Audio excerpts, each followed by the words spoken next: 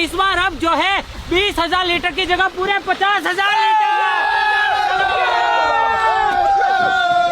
Guys एक बात बताना भूल गया था, आप ऐसा कुछ भी कहीं पे भी करने की कोशिश मत कीजिएगा, क्योंकि ये सब बच्चों का खेल नहीं है। टाइटेनियम आर्मी के लिए ये सारी चीजें की जाती है और हर चीज सोच समझ के की जाती है। और साथ ही साथ मैंने इनको 10 मिनट की ट्रेनिंग दी है सभी को, ताकि किसी को चोट ना लगे, इसीलिए आप ऐसा कुछ कहीं पे ट्राई मत करना। अरे क्या हो गया? लेकिन मुझे पता है कि मेरे भाई लोग चैनल को सब्सक्राइब करेंगे, वीडियो को लाइक करेंगे। बताओ क्या हुआ? कौन आ गया? कौन आ गया? गन्ने वाला 20 रुपए का गाइस, जूस पी लो गन्ने का। गाइस जब तक पानी आ रहा है तब तक पानी पी रहे हैं हम।